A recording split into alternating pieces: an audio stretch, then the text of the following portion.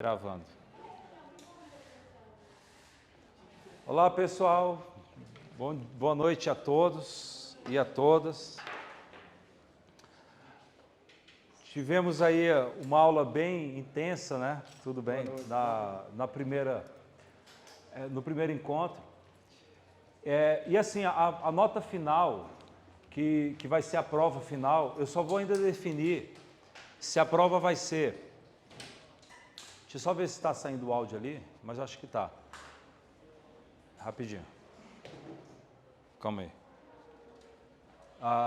Não, está saindo sim.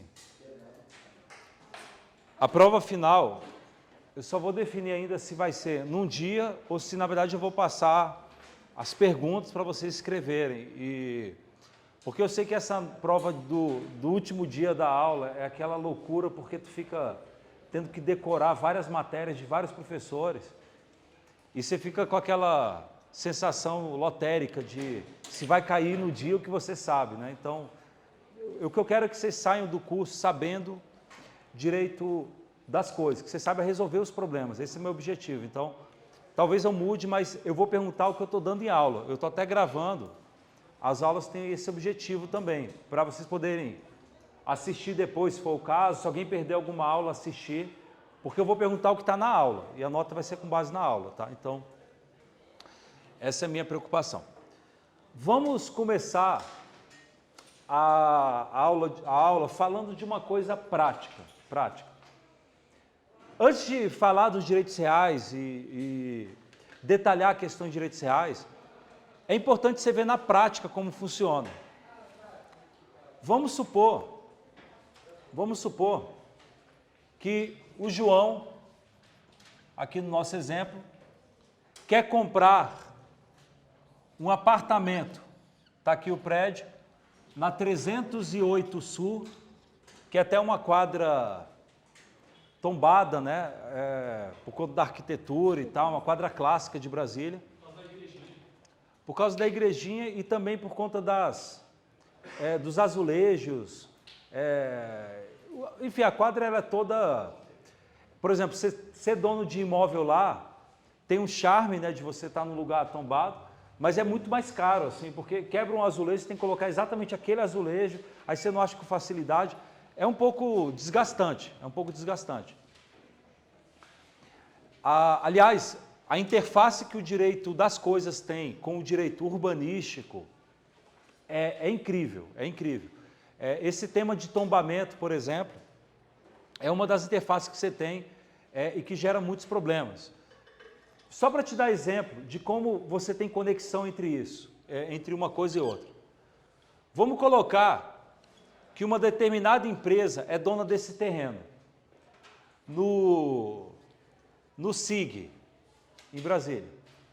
SIG é setor de indústrias gráficas, né? Beleza. Pela lei urbanística do DF, você tem restrições. Pela lei, e aqui colocando lei urbanística, eu me refiro a plano diretor, às leis de zoneamento, todas as leis urbanísticas. E são leis, portanto, são editadas pelo parlamento, dentro do processo legislativo normal.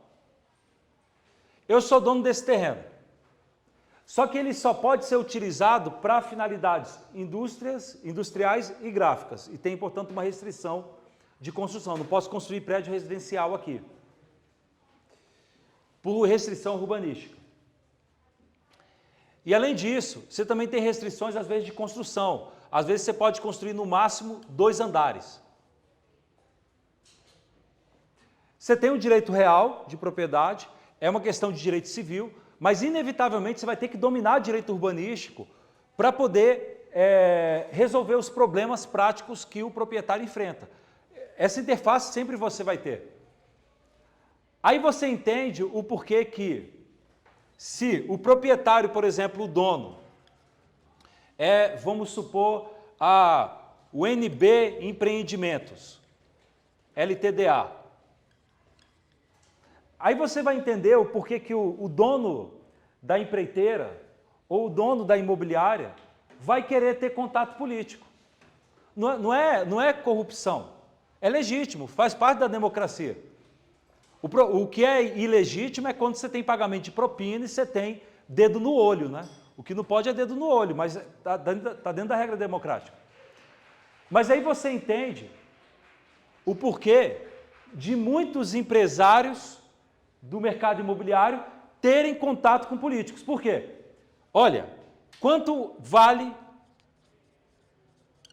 esse terreno no qual você pode construir um prédio de 2 andares só com finalidade industrial e gráfica? Ah, vale, vamos supor, 3 milhões de reais.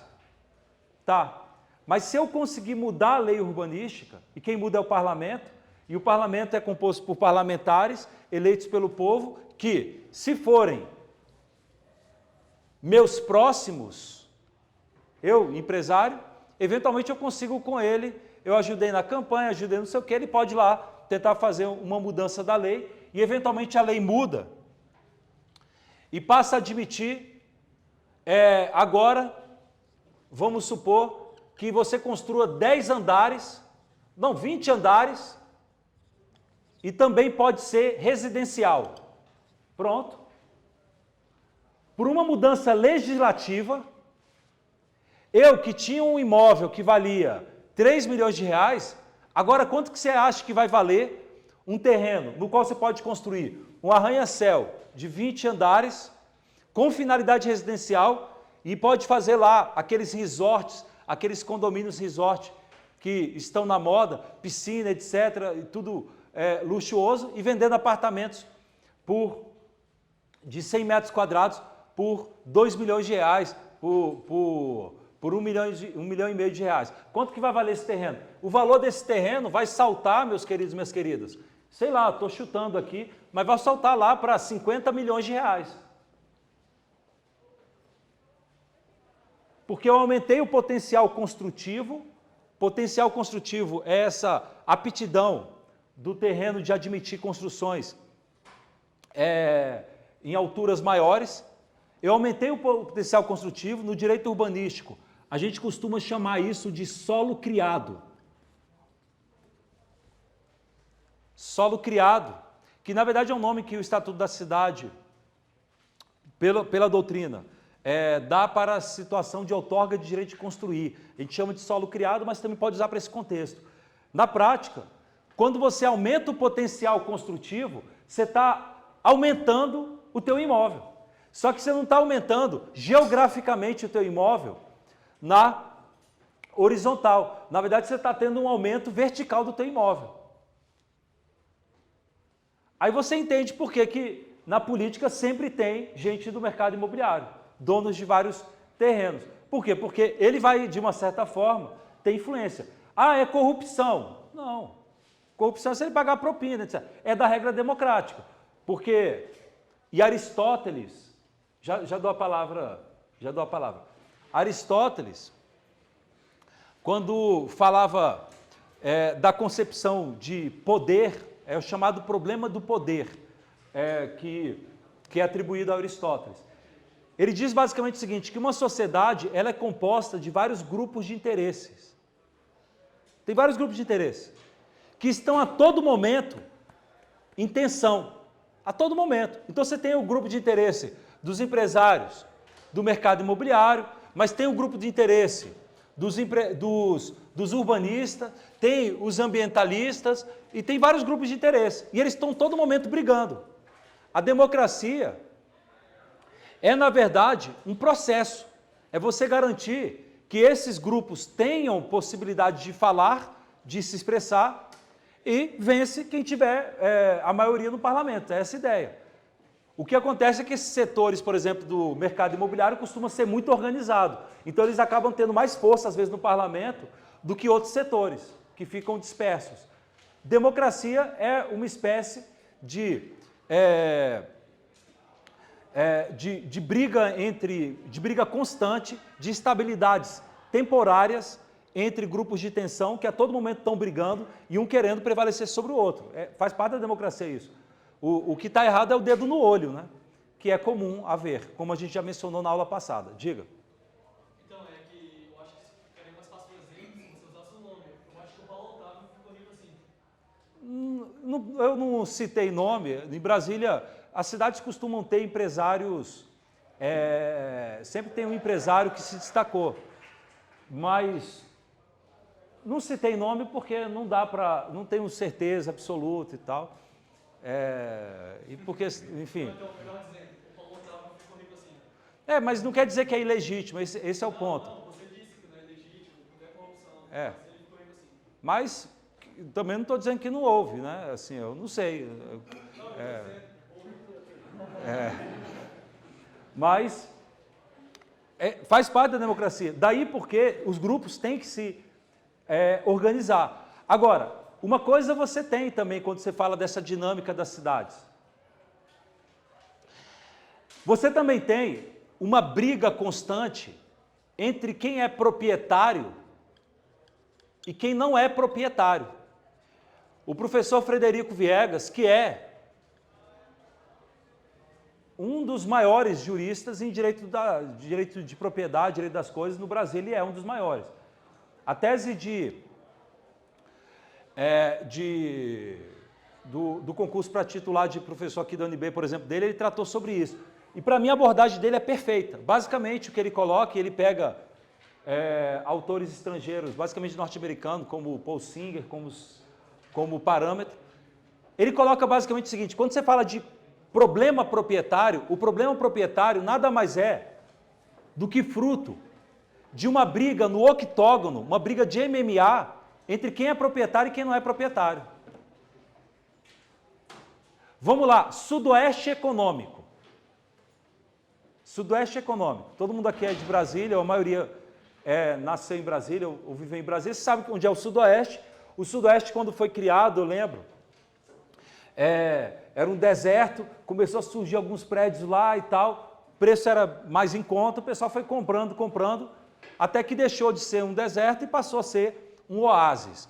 E um preço alto, como o preço que era das Açores a norte. Beleza. Tempos depois, a gente nobre que estava morando no Sudoeste, que já estavam consolidados, começam a ver uns camaradas querendo expandir e construir prédios de 3 andares, mais baratos, com o nome ainda de Sudoeste Econômico, manchando a reputação de classe média alta que era alardeada pelo Sudoeste. E aí começa mais pessoas quererem morar lá. O que acontece?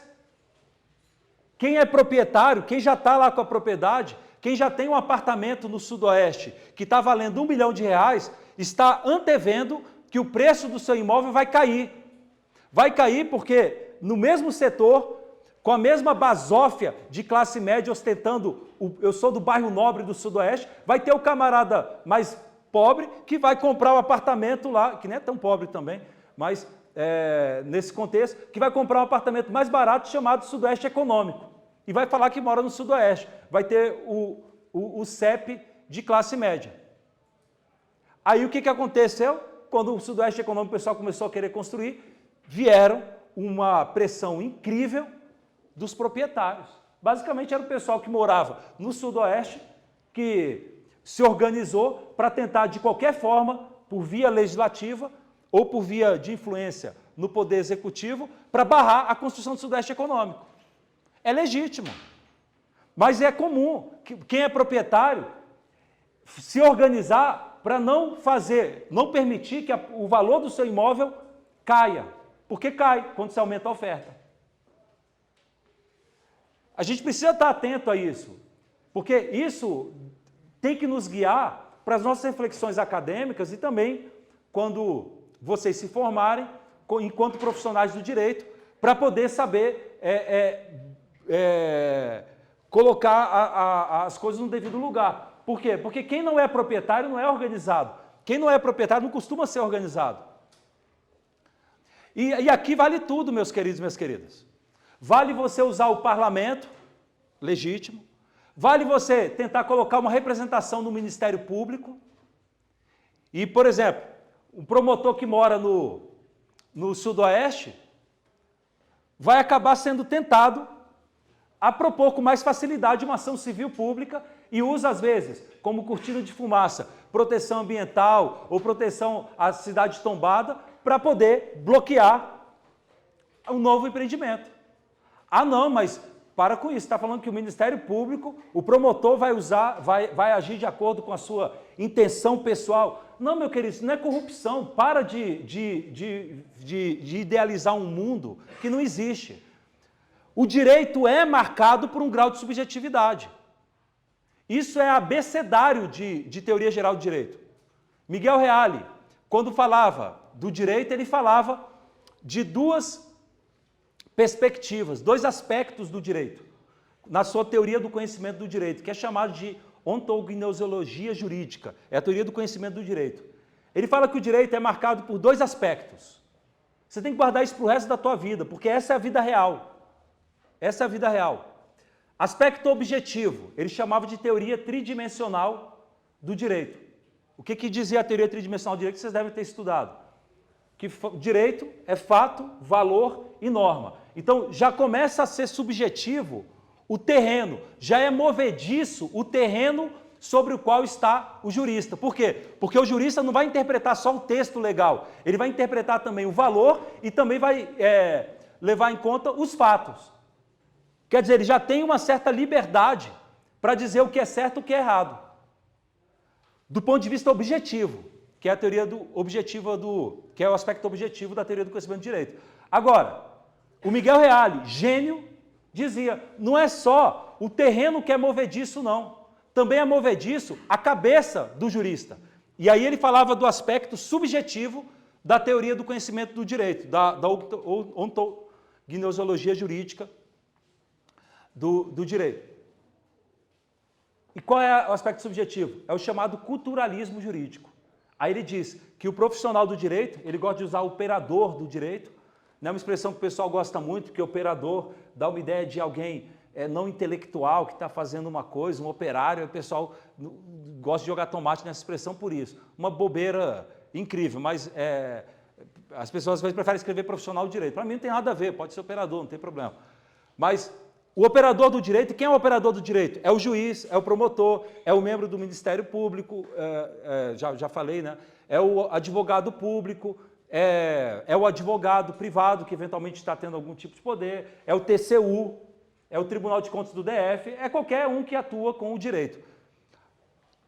O operador do direito, de acordo com o culturalismo jurídico, se manifesta de acordo com a sua experiência, cultura e história.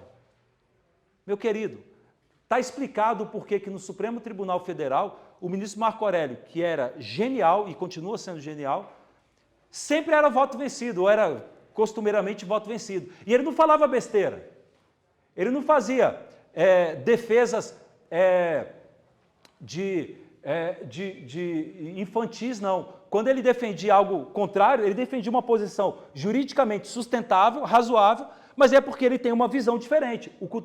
Do ponto de vista do culturalismo jurídico, ele tem uma experiência, uma cultura diferente. Ele tem uma ideologia diferente. Vamos lá, se eu tiver um Supremo Tribunal Federal, com ministros nomeados pelo Trump, você concorda que ele vai decidir de forma diferente de um Supremo Tribunal Federal nomeado pelo Maduro? Porque a ideologia é diferente e não tem erro, faz parte da ideologia. Daí o romantismo litero-poético, recreativo, infantil e juvenil de quem defende, vamos fazer concurso público para o Supremo Tribunal.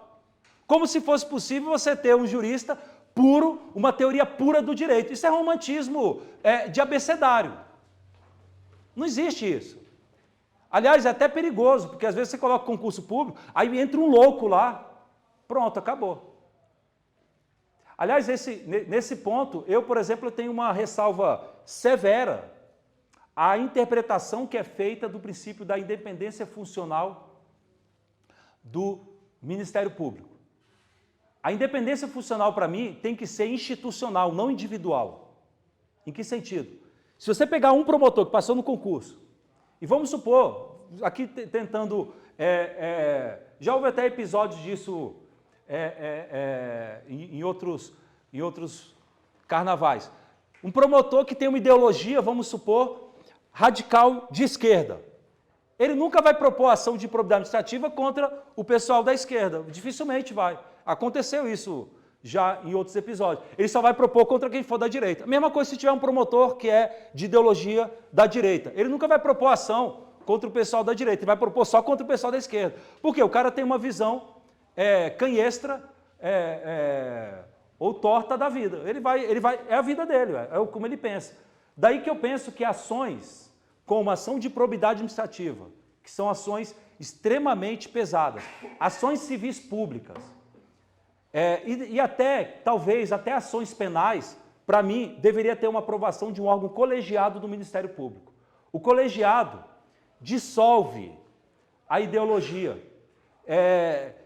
Porque se tem um cara lá, por exemplo, que ele é radical de direita, e ele vai propor uma ação civil pública, ele vai ter que pedir primeiro a bênção dos outros integrantes do colegiado, que talvez não vão ter aquela ideologia radical e vão acabar freando ele. Hoje não é interpretado assim. Hoje o cara é doidão de extrema esquerda ou doidão de extrema direita, ou tem uma ideologia muito própria, uma visão muito heterodoxa do mundo, ele vai e faz o que dá na telha. E aí você tem problemas, porque o cara... Aí você tem um empreiteiro que está montando a empresa, aí vem um membro do Ministério Público com uma visão que só ele tem, dentro da cabeça dele, e ele vai manda uma notificação e ameaça entrar com uma ação civil pública e para o empreendimento por uma visão individual só dele. Aí vai e entra com uma ação de probidade administrativa, uma ação civil pública, que ele sozinho propôs e faz a empresa gastar, porque nesses casos de ações bomba atômica como são essas, os réus costumam gastar milhões de reais com advogado, porque você não vai contratar qualquer advogado, você vai contratar um advogado que é caro. Aí o cara vai e gasta uma fortuna para se defender, é absolvido, vence a ação, mas já ficou lá 5, 10 anos esperando a causa terminar, o empreendimento já perdeu o sentido, e tudo porque a gente tem o imperialismo monocrático dentro do Ministério Público. Está errado. Tem que ser institucional. Para mim tem que ter a bênção de 3 órgãos. E o pior de tudo, se a empresa gastou lá R$1 milhão com advogado, ela não pode pedir ressarcimento contra o poder público, o entendimento do Supremo é que é exercício regular do direito. Isso é resquício de Estado absolutista.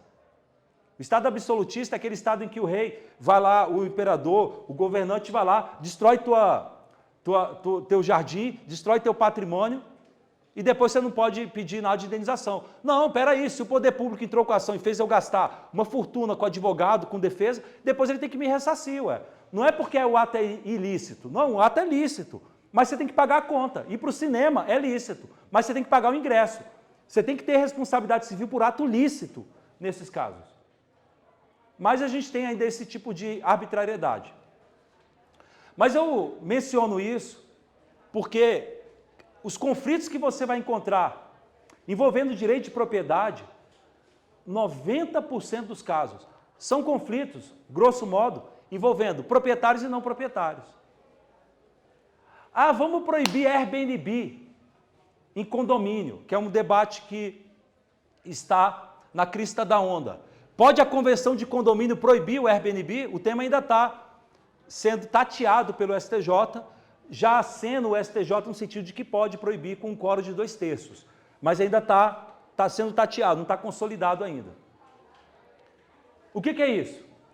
Basicamente até um dos casos que teve lá, estava lá um condomínio no Leblon, Leblon é um dos metros quadrados mais caros do país, está o cara lá no Leblon, a gente bacana do Leblon, morando lá, a madame morando, e de repente vem um vizinho que compra o apartamento e começa a alugar no Airbnb, e daqui a pouco está vindo todo dia pessoas estranhas para gente nobre lá, entre aspas, estou debochando, para gente nobre que está lá no apartamento. Aí começa todo dia a vir alguém subindo o prédio. E a pessoa começa a sentir a madame, pô, não sei quem é esse cara, posso ser assaltada, posso ter problema, e tem mais. Você tem um fenômeno chamado de gentrificação. Ficou feio aqui. Gentrificação da cidade. Gentrificação é como se fosse uma espécie de elitização das cidades.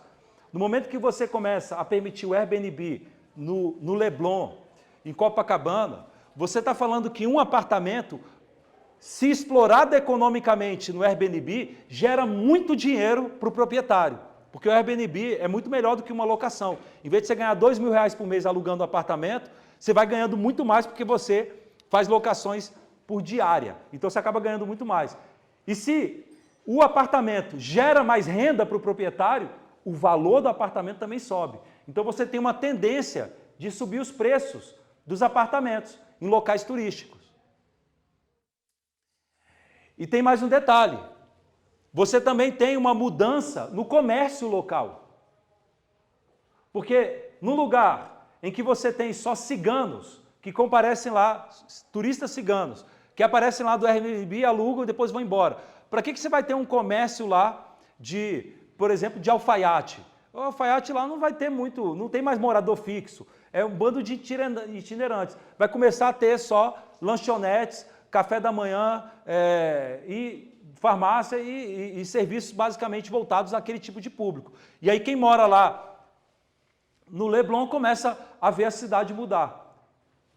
Aí os proprietários, de uma certa forma, não querem isso, porque eu já sou dono do apartamento, moro sozinho aqui, e agora eu estou vendo o meu apartamento virando uma rodoviária ou uma rodoferroviária aqui com circulação de várias pessoas. Aí o pessoal vai começar a ir. Eu enxergo, por exemplo, essa briga do Airbnb dentro desse contexto. Para mim são os proprietários que não querem que os não proprietários tenham acesso. E aí tenta usar a estrutura do Estado, do direito, para proibir o Airbnb.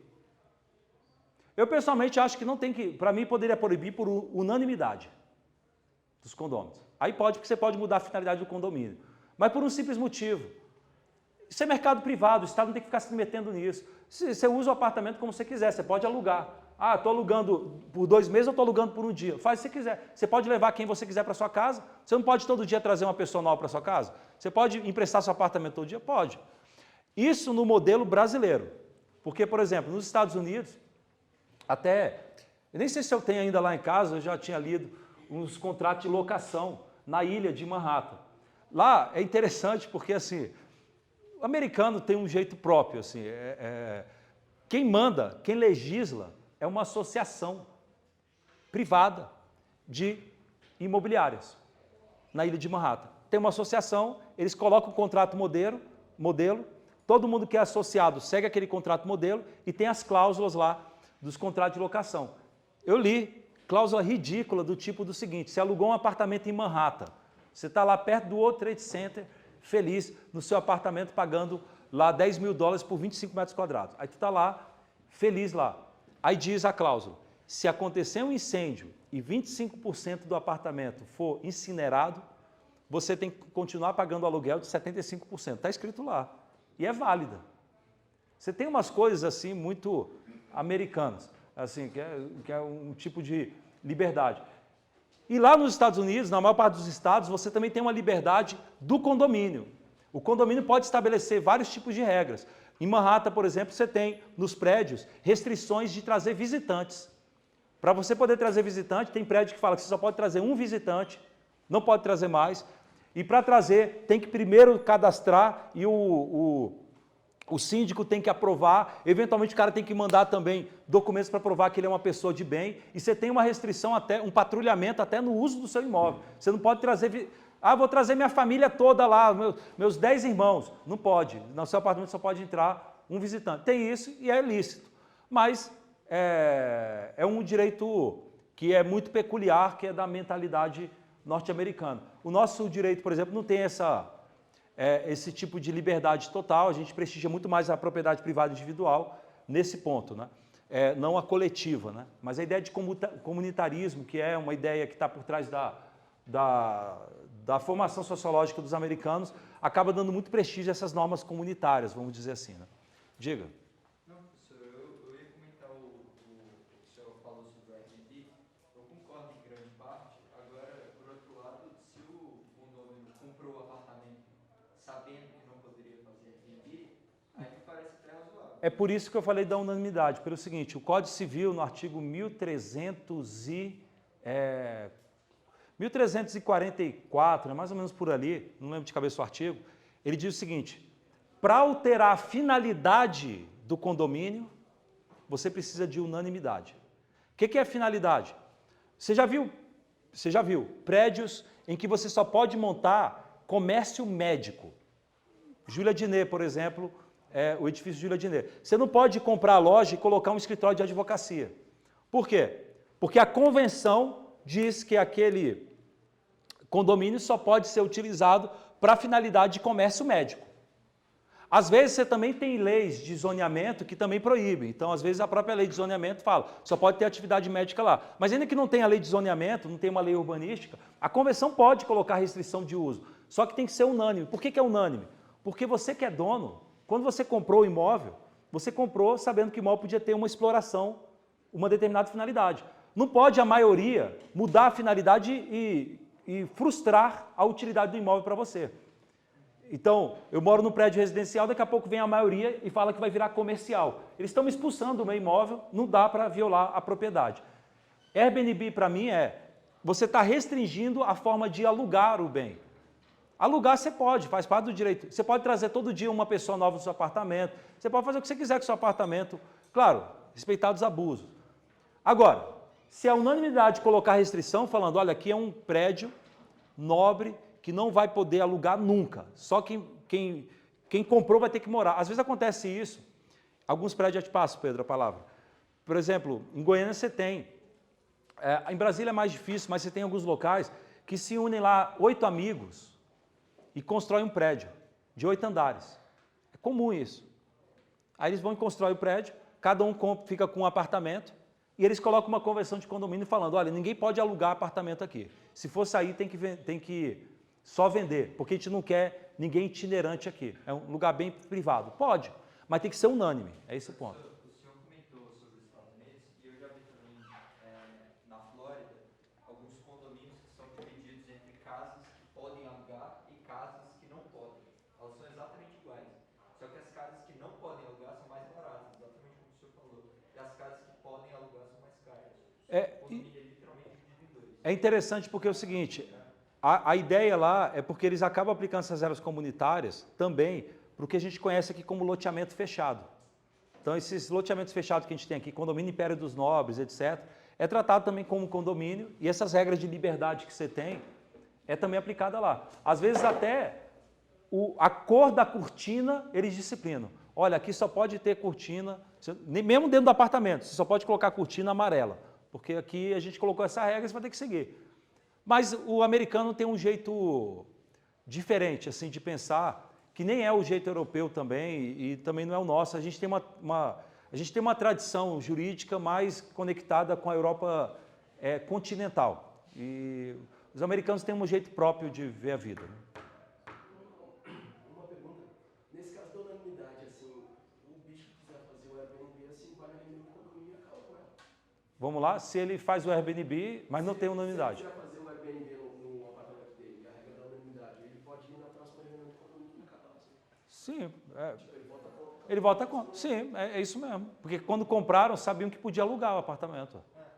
Então, se alguém quiser, não vai dar golpe no judiciário usando o Estado.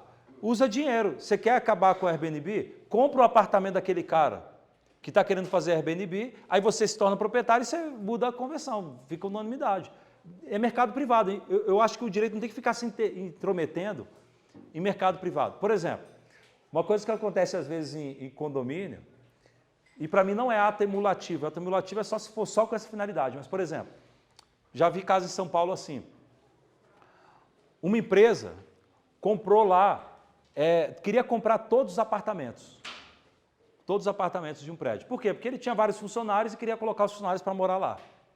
E ele queria melhorar a fachada do prédio, fazer o prédio ficar mais imponente. Era aqueles prédios velhos, com arquitetura antiga. Aí a empresa pegou e saiu comprando os apartamentos. Aí chegou lá, o vovô Up, Altas Aventuras, e fala, não vou vender, nasci aqui, vou morrer aqui. E a empresa comprou todos os apartamentos. Aí a empresa, vovô, tá bom, você não é obrigado a vender, mas eu vou mudar o condomínio. Eu quero que o condomínio vire um condomínio de luxo, porque atualmente é um condomínio meio peba, feio, a fachada, tá um negócio grotesco. Eu vou aprovar taxas extras aqui e eu quero ver se tu vai aguentar. Aí o vovô, não vou vender não. Pronto, a empresa tem a maioria, é dona de quase todos os apartamentos, começou a aprovar taxas extras de R$20 mil por mês, R$30 mil por mês. Aí o vovô se rendeu. Aí vem a pergunta, isso é atemulativo, isso é abusivo. Não, ele é dono, é propriedade privada, faz o que quiser, a maioria manda. Tchau, vovô, vai para outro lugar. Não dá para você pegar, usar o direito para ficar intervindo em propriedade privada. Nesses pontos, pelo menos. A não ser que você prove que foi um ato meramente emulativo. Então, assim, a empresa não quer reformar a fachada, nada disso. Ela só está fazendo pressão para sair. Ela nem vai fazer, ela aprovou, mas ela mesma não está fazendo a reforma, não está pagando. Aí, se tu provar isso, tudo bem. Aí ato emulativo é abuso de direito. Mas fora isso, não. É a vida passou. Só lamento, é a vida. C'est la vie, mon ami. Por exemplo, tem condomínio aqui de casas em Brasília que tem taxa de condomínio de R$15 mil por mês. Essas casas de Parkway e tal, tem lugar lá que o cara paga por mês 15 mil. O cara pode ser juiz, estadual não consegue morar lá. Porque é juiz, salário dá 23 mil líquido, 25 mil líquido, aí vai lá os 5 mil de auxílio moradia, mas, cara, 15 mil só de condomínio. E o filho? Tem que pagar o filho, tem 4 filhos, como é que fica? Não dá. Faz parte, é a vida, só lamento, vai para outro lugar, é a vida. Agora, é diferente quando você é proprietário de um bem individualizado. O direito não pode ficar, dentro do mercado privado, o Estado não tem que se abster de ficar intervindo, porque, do contrário, você vai acabar patrocinando interesse privado pelo Estado. E está errado. Aí quem tem quem tem influência política vai poder intervir. É mercado privado. Bem, isso nunca foi judicializado, esses casos, porque geralmente o pessoal acaba... O vovô mesmo não entrou com ação, nada disso, ele acabou se rendendo.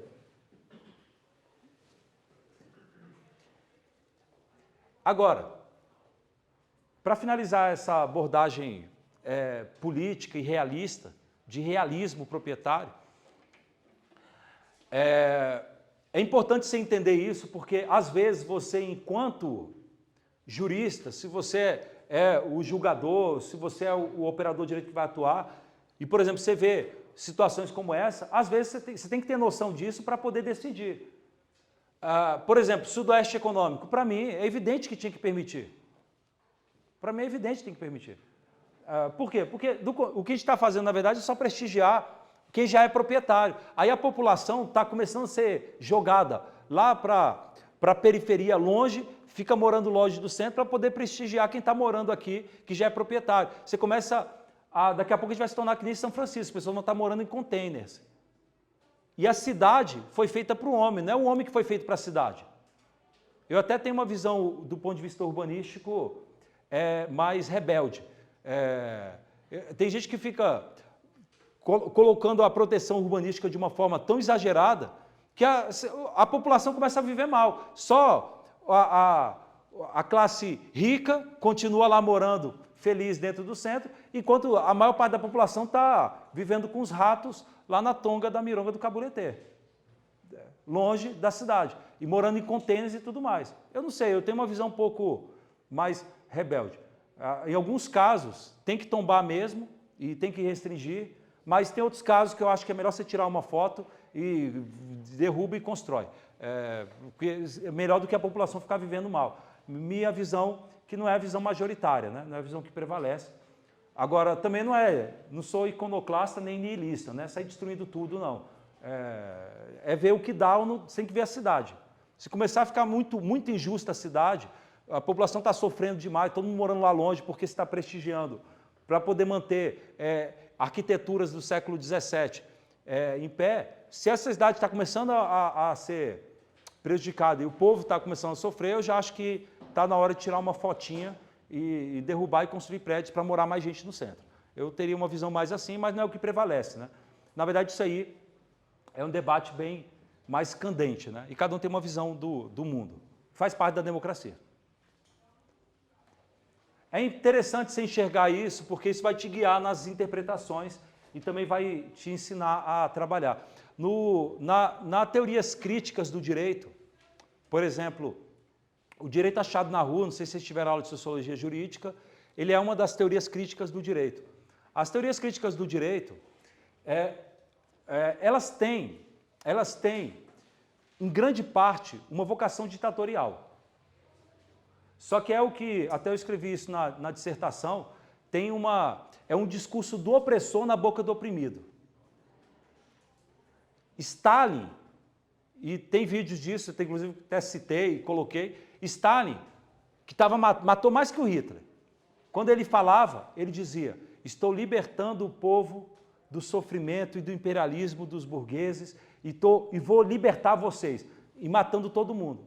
Isso é ditadura reversa, é igualzinho. Pinochet e Fidel Castro, tudo faria do mesmo saco, tudo ditador, na minha visão, evidente. Você pode ter diferente, mas o que eu estou querendo dizer é que as teorias críticas do direito ela tem esse problema, porque ela é meio que você tem um libertador, que é o cara que falou com Deus, e que ele que vai fazer justiça social e vai matar, e vale tudo o que for necessário. Bem, esse ponto é negativo na teoria, mas você tem um aspecto positivo nas teorias críticas do direito, porque as teorias críticas do direito elas são decorrentes do realismo jurídico. Elas são realistas. E uma das coisas que ela tem elas falam de, como é que é a expressão? Positividade de combate, eu acho que é essa expressão. Que é o seguinte, para poder lutar e fazer prevalecer o seu direito, Roberto Lira Filho, por exemplo, dizia, né, o direito o direito não é uma coisa dada, o direito se faz num processo histórico de luta pelo direito. É isso mesmo, o direito é fruto da briga dos grupos de interesse, isso é verdade. Não tem isso de direito já dado para você. É construído na base dos conflitos de interesse. O problema que eu vejo apenas nas teorias críticas é a vocação ditatorial que há. Assim como também teorias de extrema-direita, o liberalismo libertário também tem vocação ditatorial. Para mim, Pinochet e Fidel Castro são igualmente censuráveis. Os dois são execráveis. Mas eu dizia, essa ideia de positividade de combate, que é desenvolvida na teoria crítica do direito, é adequado. Basicamente é o seguinte, se eu quero lutar, por exemplo, está tendo muita concentração fundiária. O Brasil é um dos países com maior concentração fundiária. Existe um índice chamado Gini, que é um índice que mede no mundo a concentração fundiária. O Brasil tem uma elevada concentração fundiária, até por conta da nossa formação histórica. Vocês lembram que eu falei como se formou a ocupação territorial brasileira? Basicamente foi invasão. Invasão e a base de espingarda também. Matava, quem tinha espingarda matava, tirava o cara que estava ocupando, era faroeste mesmo. Era faroeste mesmo. E aí, tem um alto índice de concentração. Quem não é proprietário, o que ele pode fazer para poder fazer prevalecer a sua visão de mundo? Ele pode usar os caminhos do direito. Daí a ideia de positividade, você usar o direito, essa ideia. Você usa o caminho do direito. Qual o caminho? Bem, às vezes eu não consigo aprovação no parlamento. Por quê? Porque a maioria do parlamento é a favor dos proprietários, dos fazendeiros e tudo mais. O que eu faço? Faço uma representação no Ministério Público e vejo se o Ministério Público propõe uma ADI sobre alguma lei que está prestigiando a concentração fundiária. Ou então, tento ir no Ministério Público ir no INCRA e exigir que o INCRA faça uma desapropriação em determinado local e, portanto, eu vou basicamente atuar, lutar dentro das instituições, dentro dos caminhos, institucionalmente, das instituições. Brigar dentro do caminho das instituições. É seguir o processo. Tranquilo. Democracia é processo, não é resultado. Democracia é você respeitar as regras do jogo. E você vai, e eventualmente o Ministério Público, que é um órgão contramajoritário, mesmo o parlamento não falando nada, ele propõe uma ADI e vem o Supremo Tribunal Federal e dá uma decisão que o parlamento nunca daria. É legítimo. Casamento homoafetivo, por exemplo. Basicamente foi, vamos propor uma ADI, Supremo, que é um órgão que pode atuar de forma contra-majoritária, vai e garante um direito que o parlamento nunca daria, e que teria que dar mesmo, na minha visão. Eu até teria algumas reflexões, mas acho que, no geral, tem que garantir. A gente tem que garantir o direito de todo mundo ser o que quiser. Mas o que eu quero mencionar é que o caminho para poder brigar por isso tem que ser esse. O erro está quando você começa no lugar de ir pela positividade do combate, você começa a ir para arbitrariedade. Aí vai dar zebra. Arbitrariedade. As escalas totalitárias que tem nos países começam quando as pessoas deixam de observar o processo e começam a achar que falou com Deus, que tem a única visão de mundo e vai impor isso de qualquer jeito, ainda que seja com o dedo no olho. E aí começa a ditadura. Porque aí vai vencer quem tem os militares. Aí se tu tiver um país, por exemplo, Venezuela. Venezuela você pode depois ver, eu acompanhei muito a Venezuela, desde do início da sua decadência. O Chávez lá, o Hugo Chávez, eu vi, ele chegava no palanque, perante todo mundo, e falava, estou expropriando a empresa tal de cimento e entregando para o povo trabalhador, porque o empresário que é dono dessa empresa não quer vender pelo preço que eu tabelei, e eu estou tirando dele e dando para o povo. Aí todo mundo, Aí o que aconteceu? Quando no momento que você começa a fazer isso, quem empreendeu, quem se estudou para isso, o pessoal que se treinou para poder virar empreendedor, começa a falar, eu vou perder tudo nesse governo. Toda a massa de intelectuais e também a classe econômica do país, vou virar vendedor de produto na Ross Dress for Less em Orlando, vou lá para os Estados Unidos como imigrante, levo meu dinheiro, pelo menos eu vou garantir, salve-se quem puder, e foge do país.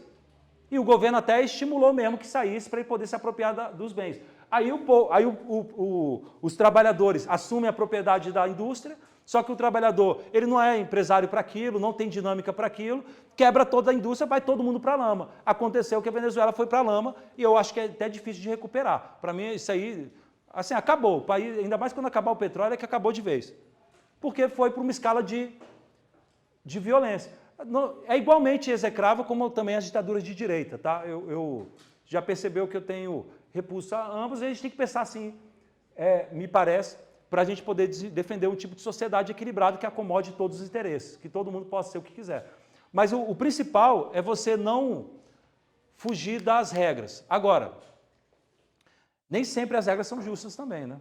Hitler, por exemplo, dentro da Alemanha, todo mundo matava judeu dentro das regras legais devidas. Era legal. Nem tudo que é legal é justo. E essa briga a todo momento a gente vai ter em democracias, né? A gente tem que tomar cuidado para não romper isso. Eu até vejo hoje o cenário um pouco do brasileiro problemático, porque, de uma certa forma, o pessoal da esquerda começou a radicalizar e começou a ser muito radical, aí tirou da tumba os extremos de direita, que começaram a nascer. Aí, pronto, dois extremistas nasceram, a tendência é todo mundo ir para a lama. Aí vai ver se quem tiver militar. E isso, para mim, a extrema esquerda foi culpada, assim, na forma como atuou, ressuscitou esses... Quando você começa a usar retórica, por exemplo, abuso de retórica, isso gera, inevitavelmente, gera radicalismo. Por exemplo, eu chego... Teu nome mesmo? Desculpa. Eu chego para o Micael e falo, ô Micael, para você poder vir aqui na aula e tal, procura chegar no horário. Aí, se ele pega e não é honesto no debate e cria, por exemplo, uma falácia de espantalho dizendo o professor é o professor elitista que não aceita que eu que trabalho, porque ele não está percebendo que eu tenho muita dificuldade, eu pego o ônibus para poder chegar na aula, chego atrasado e ele está indo contra mim. E eu vou ainda fazer também contra ele uma cultura de cancelamento, que está na moda, né? Vou colocar lá a foto dele, porque ele falou que eu não posso entrar na aula e falar, professor fulano que não aceita que o aluno chegue atrasado, o elitista. Aí você começa a atacar o que o cara não tem nada a ver com o que o cara falou, não tem nada a ver disso, mas você vai e pinta o cara como se ele estivesse perseguindo os alunos mais humildes. No momento que você começa a usar muito esse tipo de tática, que é usado na política, por exemplo, você vai falar de cota para negros, que eu acho que é um avanço que houve, sim. Eu até restringiria um pouco a cota para pessoas de baixa renda, porque para mim o negro playboy, ou a pessoa, é negro, pardo e... acho que é negro e pardo e indígenas, né? Mas o que é playboy, o cara pode passar na prova, ele tem dinheiro para poder pagar vestibular, etc. Para mim tem que ser de baixa renda também, eu colocaria um critério social junto. Mas quando você vai e fala de cota, se tu falar alguma coisa contra, aí vem alguém e faz falácia de espantalho. Ah, tá aí um racista. Aí, pô, tu não pode nem discutir. Aí você fica com raiva. Aí nascem ditadores também, porque o outro grupo começa também a atuar dessa maneira. A extrema-direita nasceu assim. A extrema-esquerda ficava usando retórica, nasceu outro grupo também que só usa retórica, e aí a gente está nesse pandemônio que pode dar muita zebra no país. A gente pode voltar à década de 90. Quem é mais antigo, quem era adulto na década de 90, vai lembrar de inflação de 100% ao mês, e você vai entender o que é ir para a lama. A gente pode ir para isso. Geralmente, país com instabilidade econômica vai para a lama e todo mundo perde, né? Então, enfim, é difícil. Assim, não tem uma fórmula matemática. O que eu quero deixar claro para ti é que esse cenário que você estuda em várias disciplinas do direito também está aqui no direito das coisas. Essa briga de proprietário e não proprietário vai ter a todo momento e é bom você ter isso na base das tuas reflexões. E, por exemplo, instrumentos urbanísticos fantásticos, como, por exemplo, IPTU progressivo, desapropriação urbanística. Isso não é usado por quê? Porque o que acontece no final das contas é que você tem lá vários empresários que são donos de vários terrenos, ele não constrói, porque ele está deixando valorizar, e a população está começando a morar mais longe. Por exemplo, Tocantins. Alguém é de Palmas? Ou já foi em Palmas? Tu é de Palmas ou já foi? Tu viu que Palmas é Brasília pelada? A impressão que eu fiquei é essa, é Brasília pelada. A divisão é muito parecida, é plano, dividido em quadras, só que tem várias quadras que pertencem a apenas alguns e poucos empresários que compraram quando o estádio de Tocantins quando nasceu e foi feita uma licitação e vendeu, aí poucos empresários compraram e deixam a terra parada. Aí você vai ver o preço de imóvel lá. O preço de imóvel é quase de Brasília, não era? Eu lembro que eu olhei assim um preço de imóvel é o preço de Brasília. E o que tem lá? Praticamente nada. Assim, do ponto de vista de estrutura da cidade, desenvolvida, não é uma cidade que atrai muita gente e tal, não é a cidade que atrai como São Paulo atrai. Não, é uma cidade que está lá tranquila e tal, uma cidade bonita, que eu achei muito bonita e tal, mas não é uma cidade para ter o preço do metro quadrado de Brasília. Mas por que isso? Porque tem empresário que não constrói. Aí, em vez do poder público pegar e se valer das ferramentas constitucionais de obrigar o cara a construir, se ele não construir, aumentar o IPTU e depois desapropriar, não faz. E por que isso? Querendo ou não, quem é proprietário tem lobby no parlamento e o parlamento acaba não... E também dentro do poder executivo e acaba que o poder não atua. Você precisa de mudança legislativa também para ter essas ferramentas utilizadas, né? E aí você tem um problema de proprietários, né? Então, é muito difícil quando você fala de democracia, não tem solução pré-definida. Não há uma receita pré-definida para a democracia. Mas uma coisa é certa, o foco da democracia é respeitar o processo. Agora, às vezes o processo pode ser injusto, como aconteceu dentro do Estado nazista, por exemplo. Todo mundo seguiu o direito, mas era injusto, né? E aí é um problema que a gente tem. Mas, queridos e queridas, voltando, depois dessa reflexão importante, as redes sociais tiveram até um papel importante nisso, porque tirou o monopólio de empresas de radiodifusão na informação. A Globo e outras empresas de radiodifusão tinham um poder muito grande sobre o país, querendo nas redes sociais ajudaram. Mas também tem um problema de fake news nas redes sociais, que é outro problema que a gente também tem que tratar com muito cuidado. Eu diria que é uma cirurgia no cérebro. Se a gente errar também e começar a ficar... O que é fake news? Dá para definir o que é falso, não é? Será que dá? Por exemplo, Por exemplo, o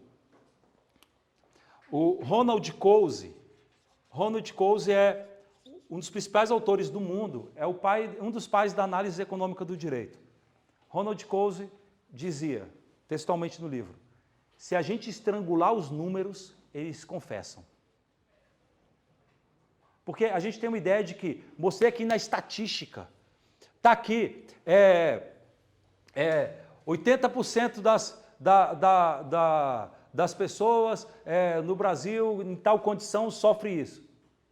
Tá, mas como que foi montada essa pesquisa? Você pode direcionar. Números são manipuláveis. Depende de como você pesquisa, qual grupo você pesquisou, qual foi o critério adotado. Isso é normal de acontecer. Aí o cara vai e faz uma pesquisa do Ibope lá, por exemplo, sei lá, vou fazer pesquisa do Ibope e pesquiso só num estado que eu sei que eu tenho maioria e divulgo aquela informação como se fosse do Brasil inteiro, eu tenho um critério diferente. É fake news.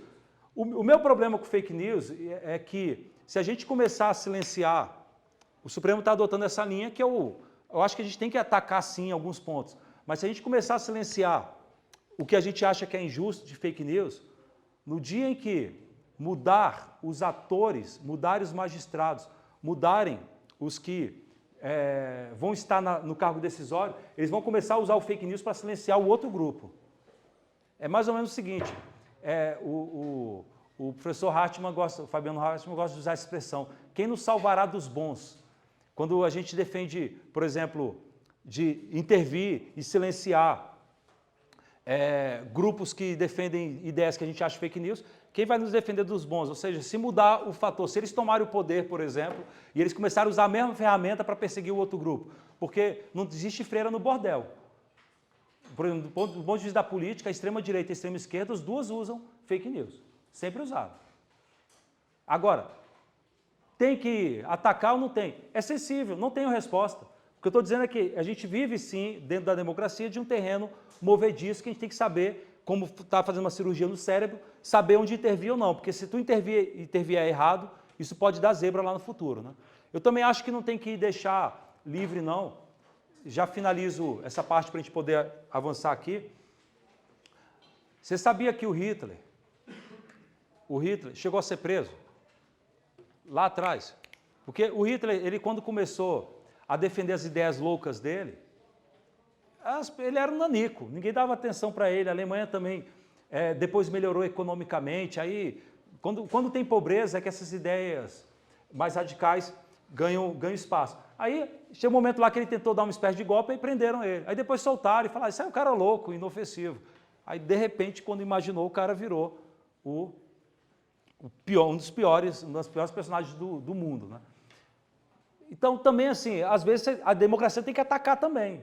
Em algumas situações você tem que atacar. Se tu não atacar essas possíveis ameaças, ele pode crescer, o ovo da serpente pode gerar problemas. Agora, você tem que saber como fazer isso, é muito difícil, não há solução para isso. Bem, do ponto de vista de propriedade, você vai ver que esse debate também é presente, porque a todo momento você vai ter debates de desapropriação. Por exemplo, no parlamento está tendo, só para citar exemplos, você tem o PL 510, que é um projeto de lei envolvendo regularização de ocupações de áreas rurais. Aí tem briga. Os ruralistas têm uma visão, os ambientalistas têm outra. Aí dá briga, porque ninguém quer que regularize quem é ambientalista, por exemplo, porque vai piorar. Aí você tem esses debates a todo momento.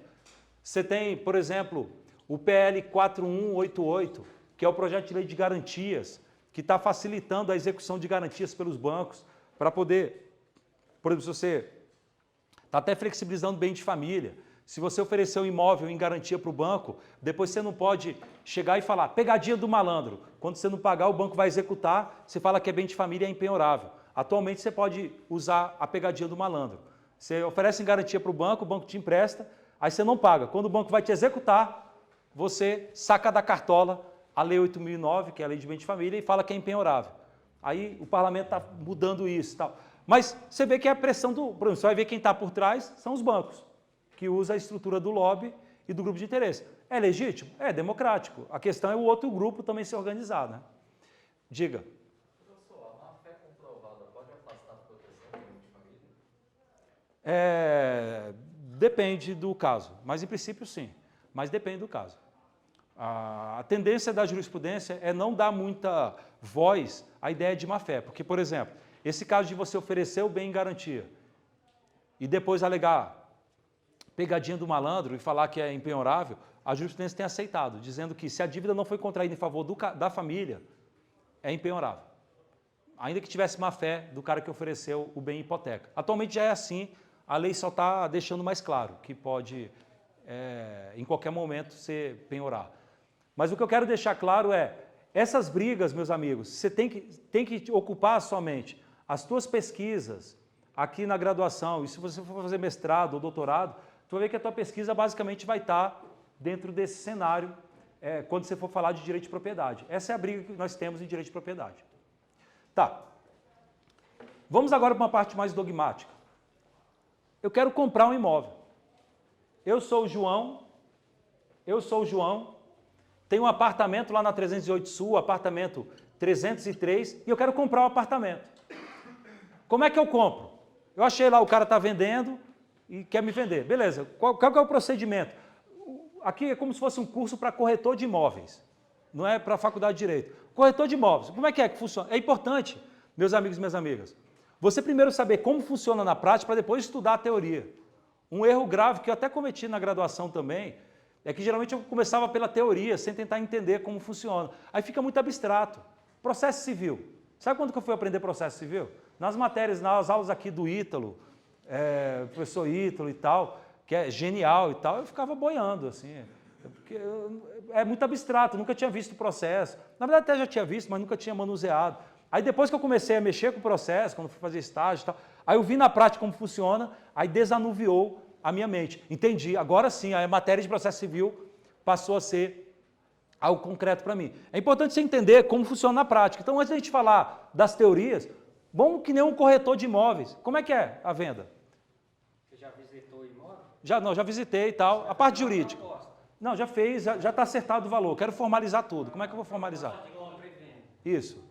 O que eu vou fazer assim? O contrato, como é que eu faço? Vamos lá. Onde é que eu vou?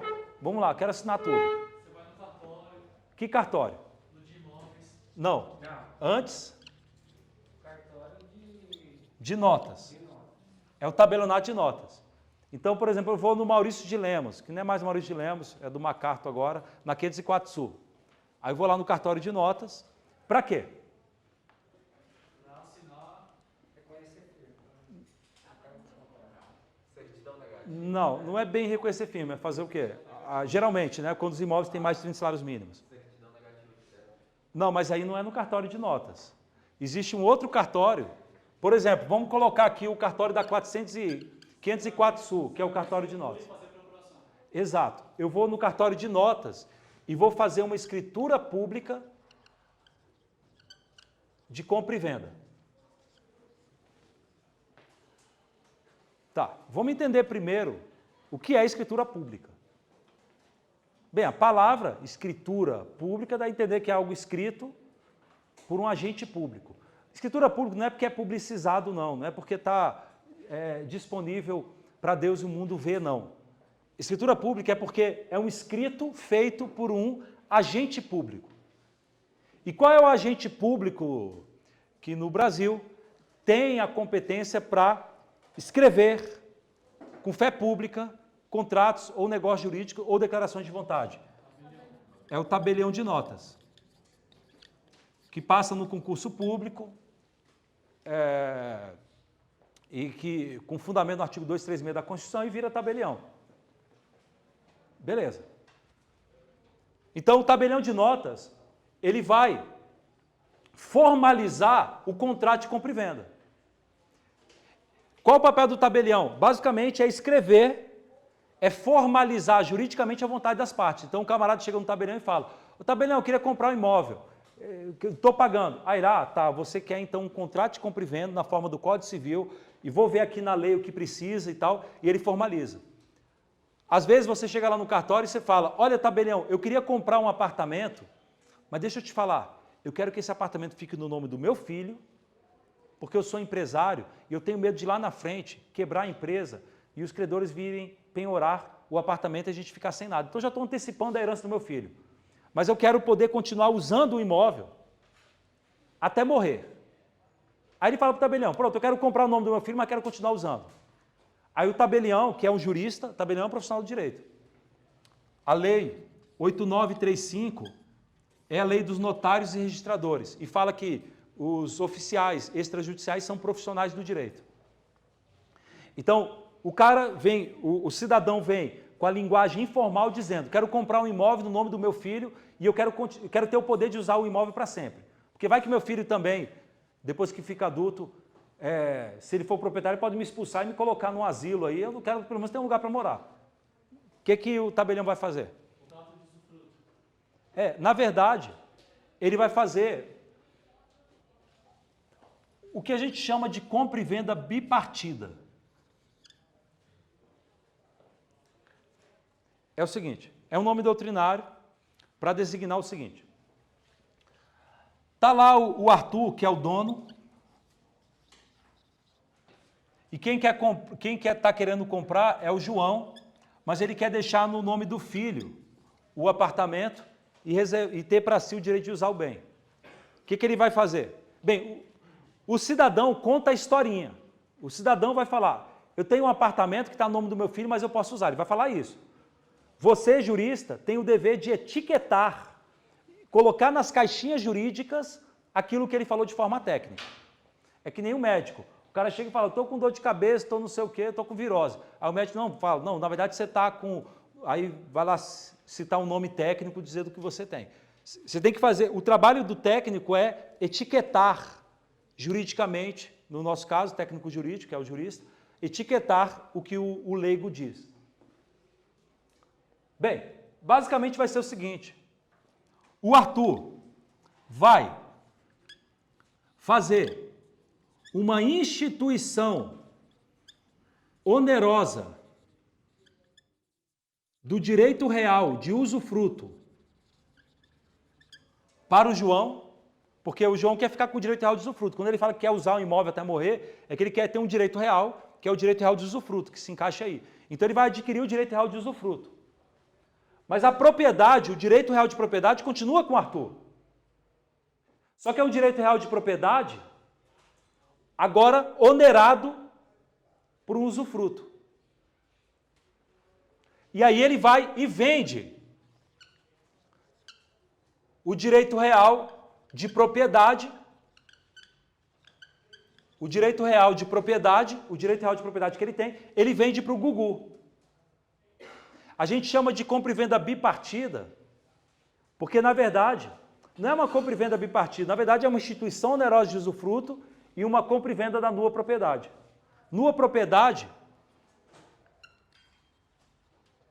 o direito real de propriedade onerado pelo usufruto, pessoal, por hora, eu tô como se estivesse dando aula para corretores de imóveis. Estou no Cresci dando um curso para o pessoal que não é jurista, não é nada, que quer vender imóvel, quer entender.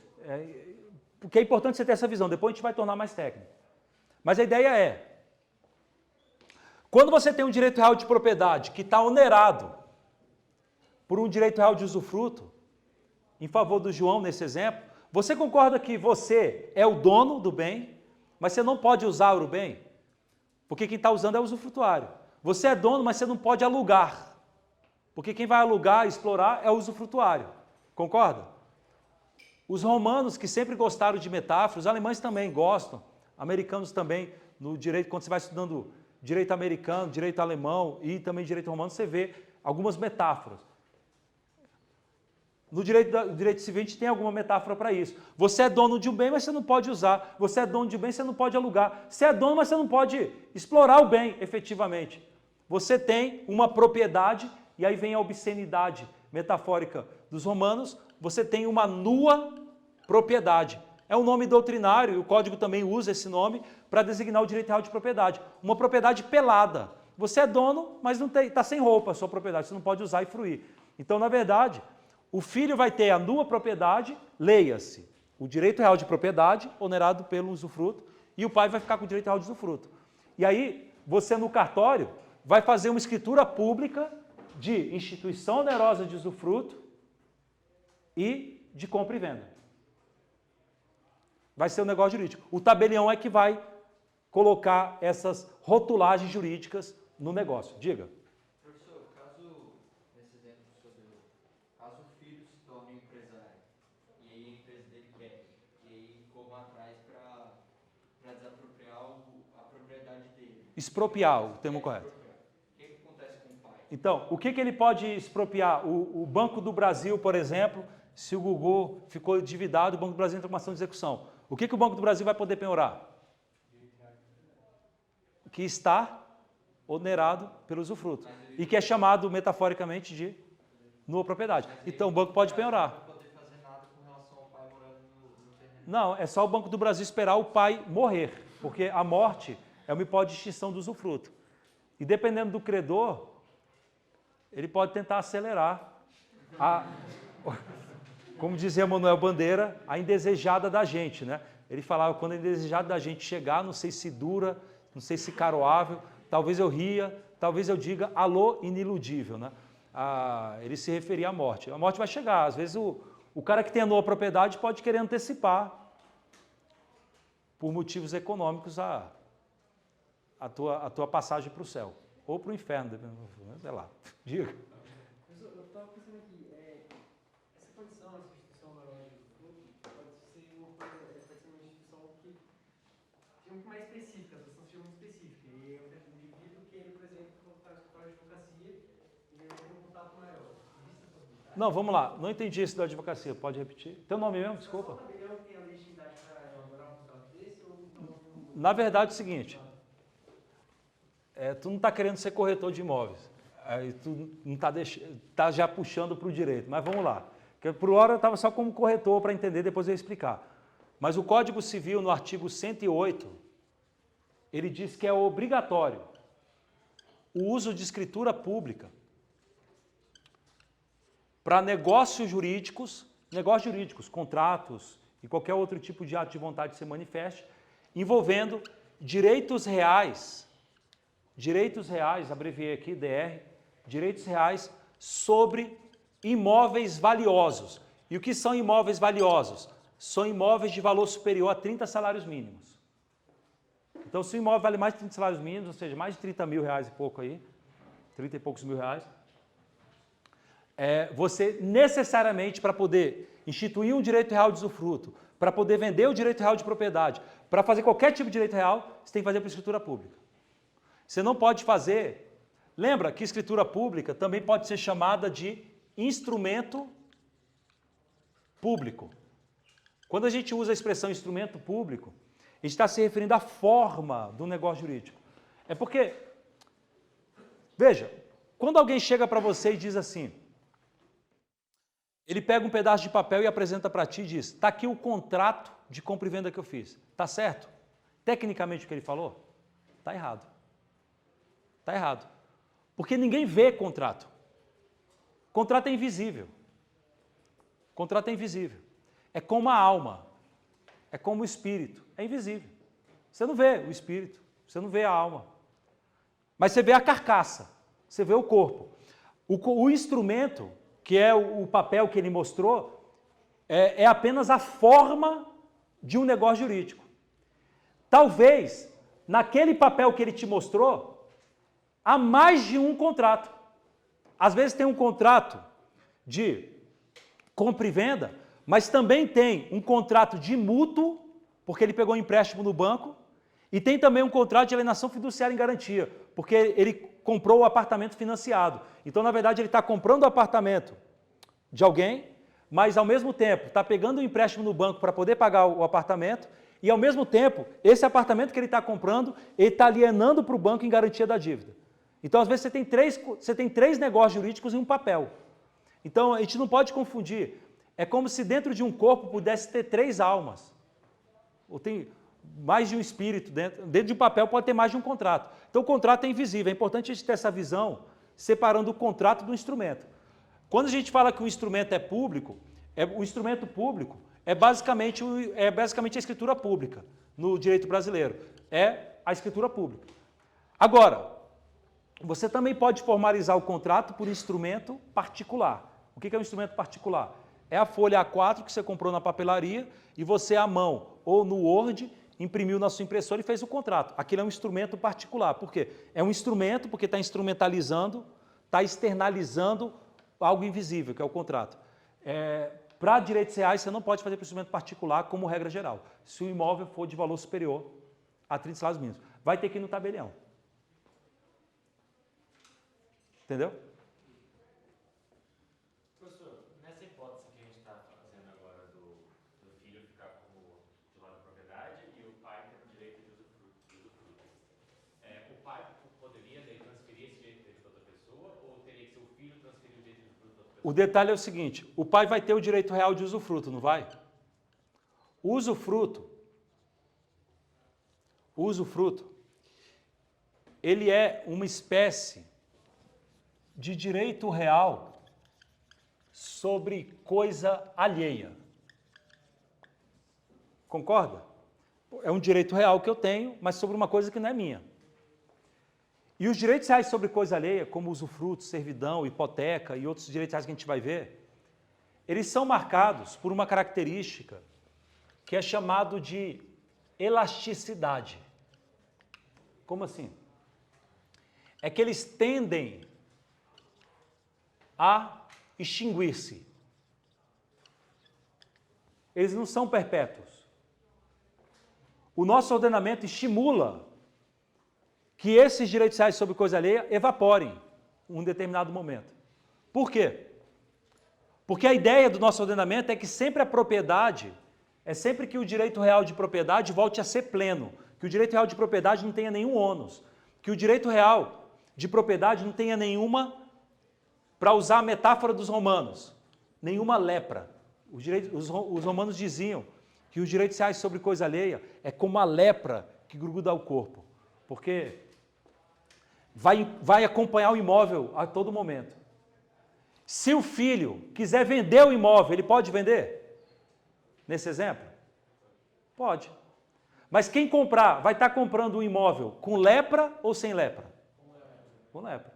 Porque vai estar onerado. Então quem comprar só vai ter uma nua propriedade. Vai ter que esperar o usufruto se extinguir. E exatamente por isso o nosso ordenamento estimula que os direitos reais sobre coisa alheia, que a lepra desapareça. No caso do usufruto, o artigo 1393 estabelece que o usufruto não pode ser transferido. Por quê? Porque senão o João, quando estiver lá com 80 anos de idade e está vendo que a indesejada da gente está chegando, ele vai e transfere o usufruto para um garotinho de 2 anos de idade. Aí se ele transferir, é a morte do usufrutuário que vai extinguir. Ele vai morrer daqui a pouco, mas o garotinho, bem, id quod plerunc accidit, id quod plerunc, é uma expressão que você tem que guardar porque é usada em processo civil e é muito importante. Você vai usar muito isso em processo civil, na vida forense, para poder provar fatos. Você tem que usar essa expressão. Se tu não usar, você vai ter uma fraqueza na tua peça. E de quod plerunc accidit significa de acordo com aquilo que geralmente acontece. Você lembra que no CPC, um dos meios de prova admitido são as máximas da experiência. Lembra disso? Ou regras da experiência comum. Ela é resumida nesse brocardo latino, de acordo com aquilo que geralmente acontece. Plerunc tem a ver com a ideia de geralmente e accidit de acontece. Então, de acordo com o que geralmente acontece, um garoto de 2 anos vai demorar muito para morrer. Assim, ele pode morrer antes, mas provavelmente vai demorar muito. Por isso o código proíbe que você ceda o usufruto e também o artigo 1410 vai dizer que a morte extingue. A morte é o fim, é uma pode de extinção do usufruto. Então o usufruto tem um caráter personalíssimo exatamente por isso. Moral da história, o pai não vai poder transferir o usufruto, vender para terceiro o usufruto. O que ele pode é apenas, diz o 1393, ceder o exercício do usufruto. Ou seja, ele pode alugar o apartamento, por exemplo. Ele pode emprestar o apartamento. Mas formalmente ele é usufrutuário. No dia que ele morrer, se extingue. Primeiro, Pedro, ele tinha levantado antes, teu nome mesmo? Eduardo. Não. Eduardo, É. eu queria abusar da tua paciência, né? Vai lá, Xará.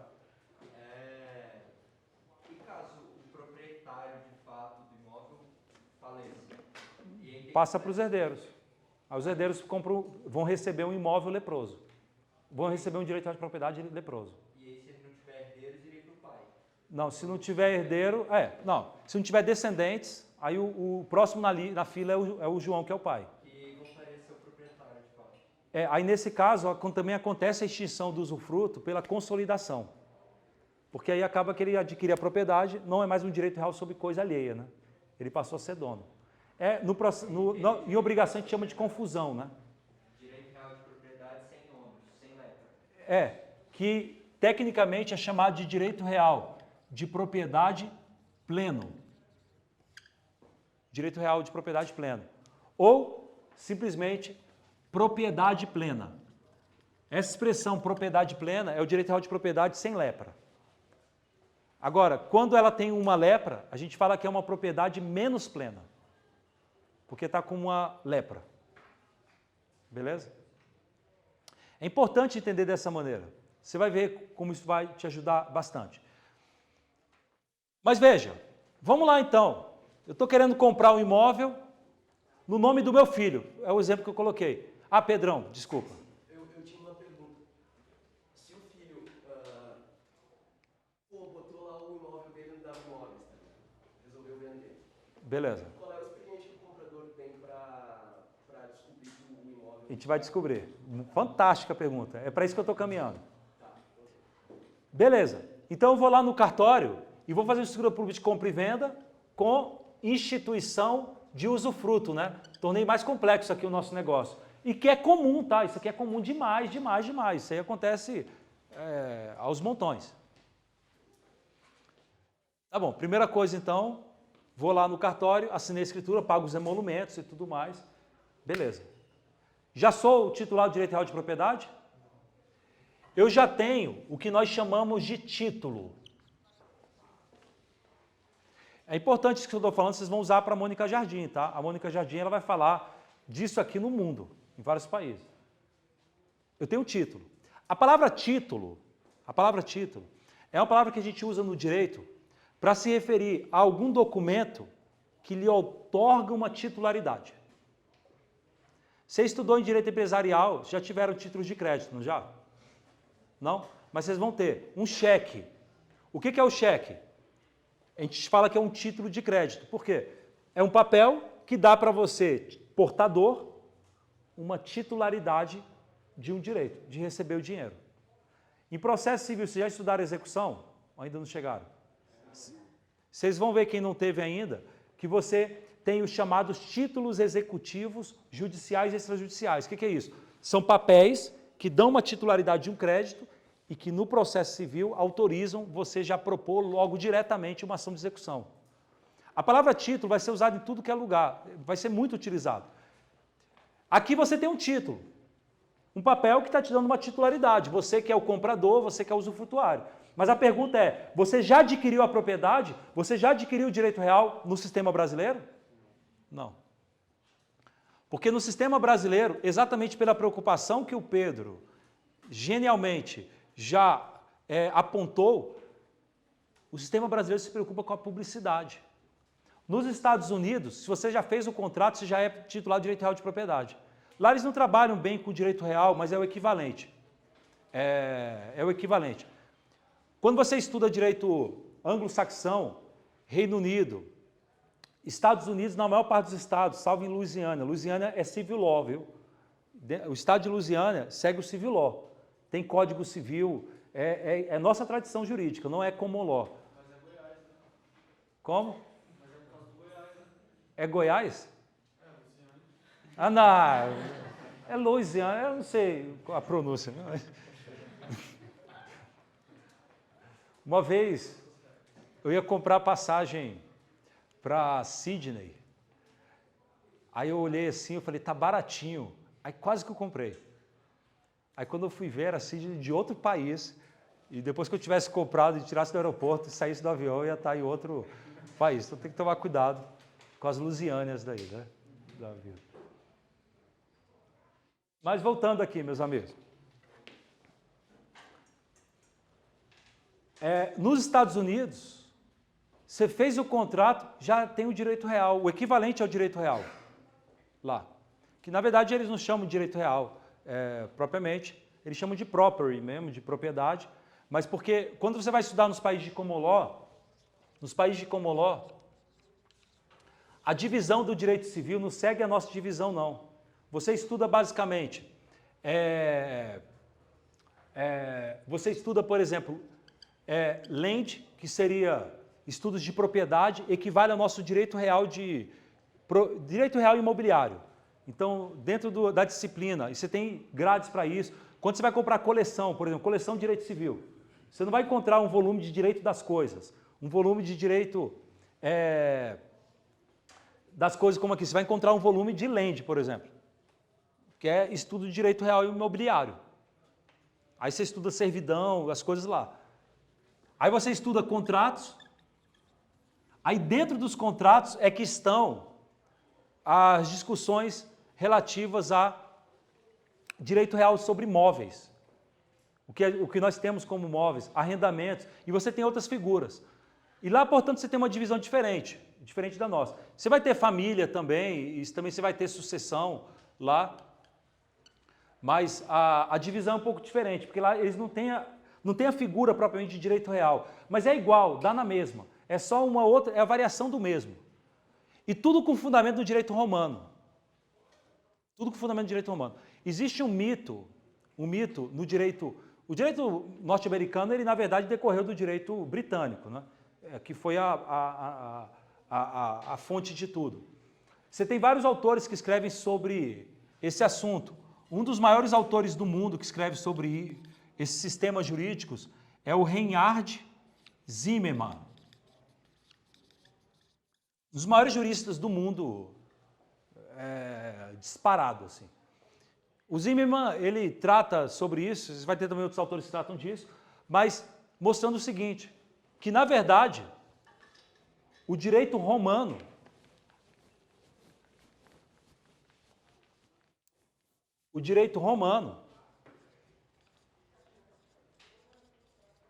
ele influenciou tanto o common law como o civil law.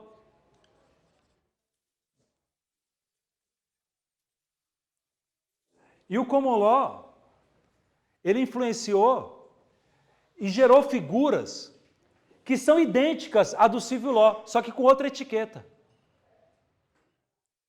É a mesma coisa, só que com outro nome. Porque o desenvolvimento do direito do common law, que ocorreu basicamente na ilha, né? E aí quando a gente coloca Reino Unido, tome cuidado, tá? Basicamente é Inglaterra e País de Gales.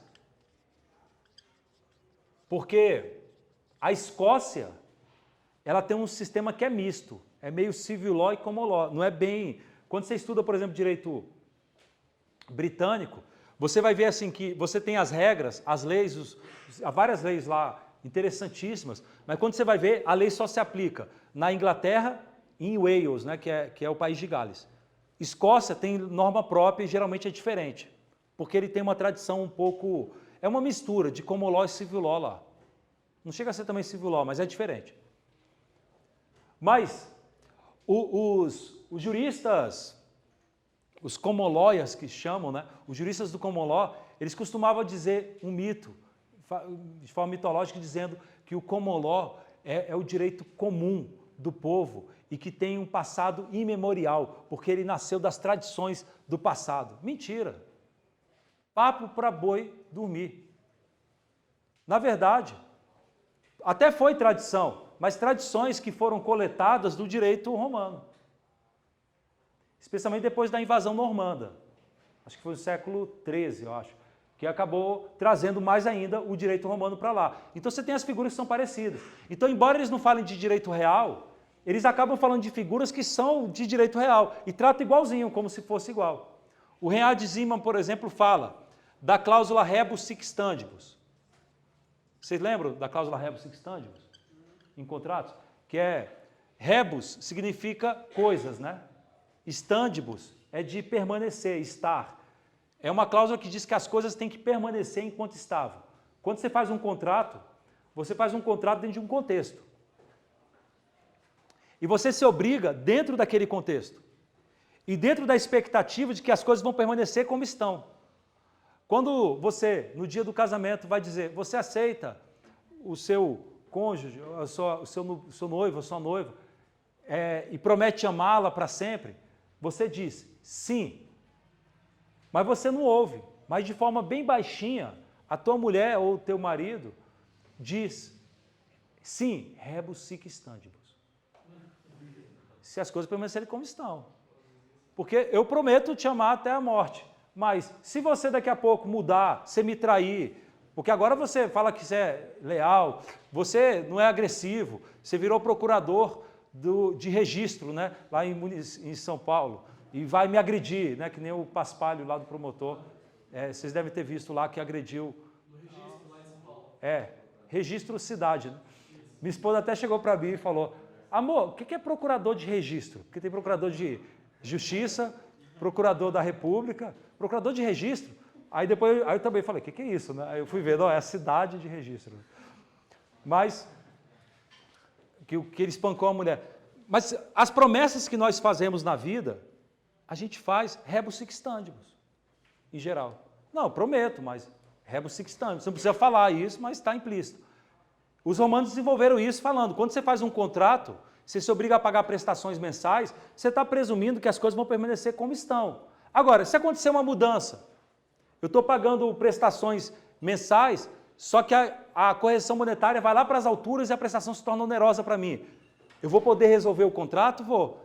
Aí o Zimmermann diz, esse conceito que foi desenvolvido no direito romano, cuidado, os romanos, Moreira Alves dizia isso com propriedade, os romanos eram muito práticos para ficar desenvolvendo teorias e desenvolver teoria da fato jurídico e tal. A gente fica falando que os romanos desenvolveram teoria, o romano não parava para ficar desenvolvendo teoria, não tinha tempo para isso.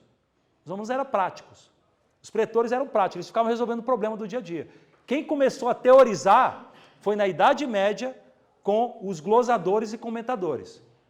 Porque na Idade Média os caras não tinham o que fazer, vão começar a pensar, a estudar e fica lá, vamos começar a trabalhar no direito romano e teorizar. E aí começou a teorizar, então o rebus sic stantibus, na verdade, foram os comentadores e glosadores que extraíram isso do direito romano.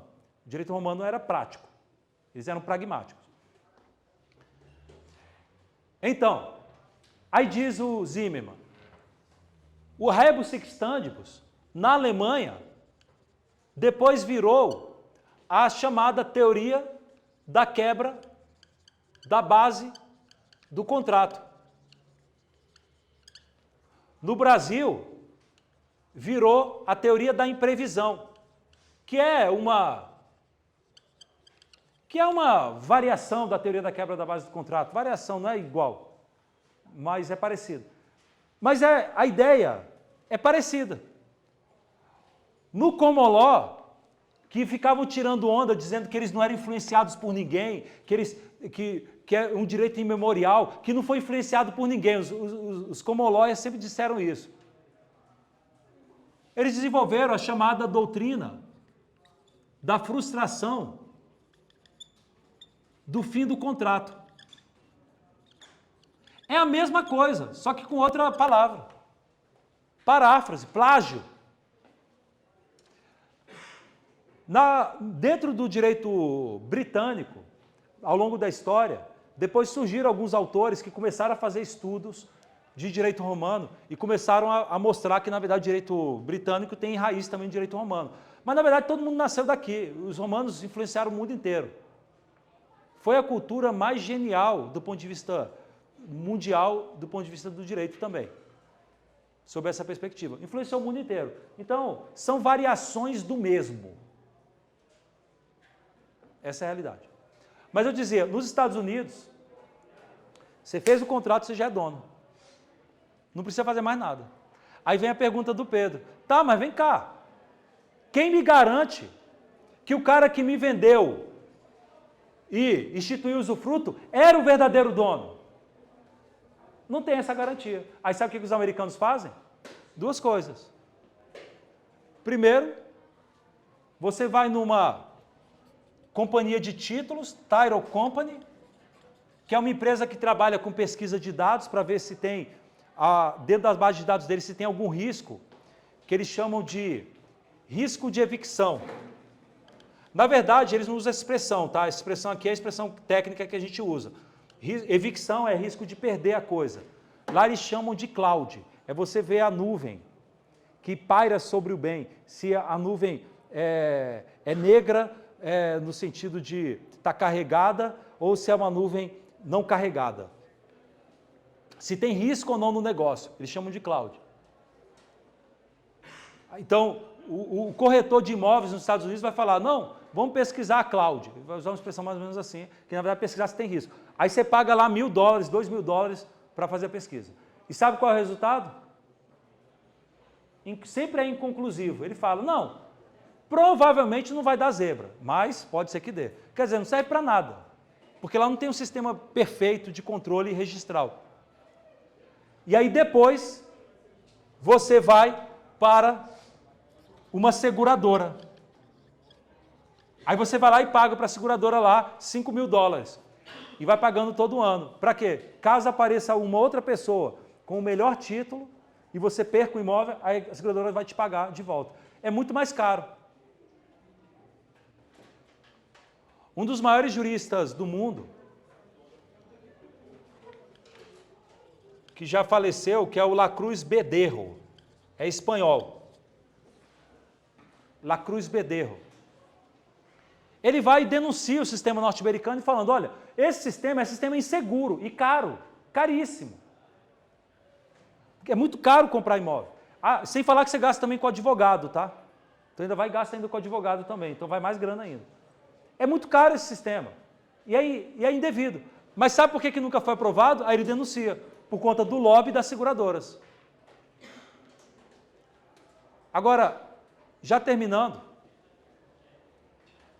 como que no Brasil, eu fiz a escritura, eu não tenho direito real, como que no Brasil eu vou me tornar proprietário?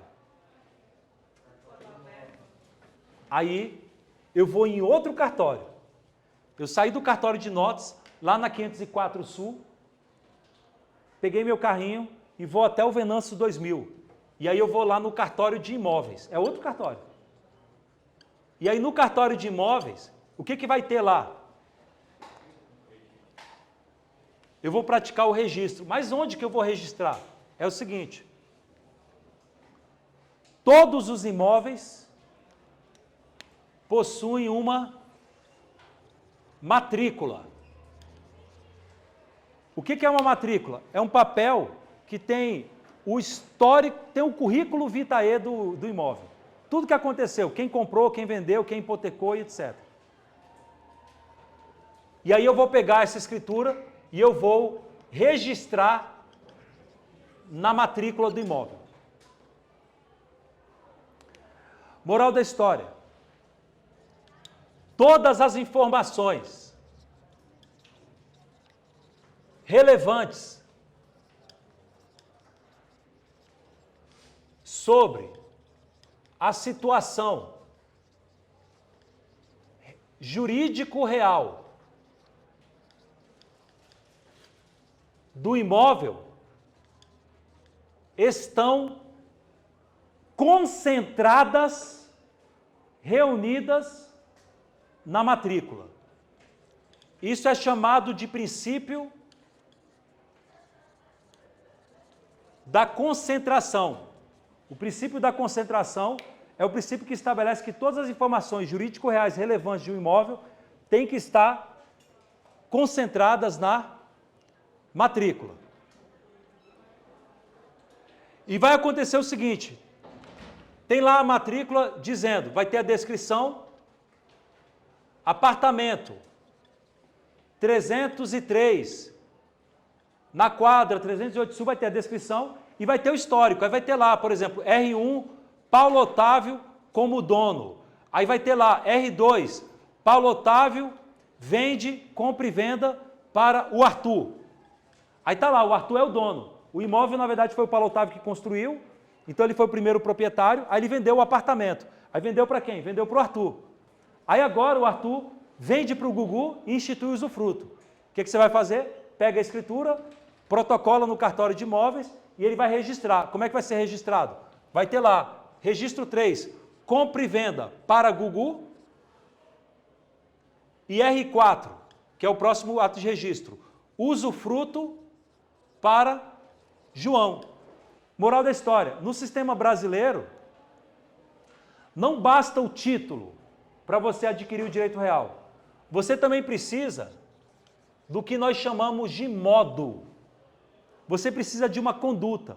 Você precisa de um procedimento adicional, que no caso brasileiro é o registro. Então, finalizando aqui, o sistema brasileiro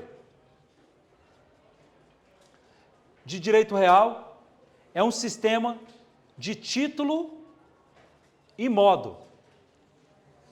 Finalizando, para instituir um direito real, é necessário, um direito real sobre imóvel, tá?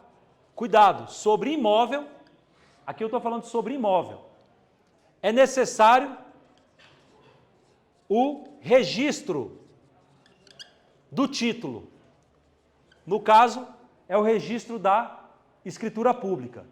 Isso é chamado de princípio da inscrição.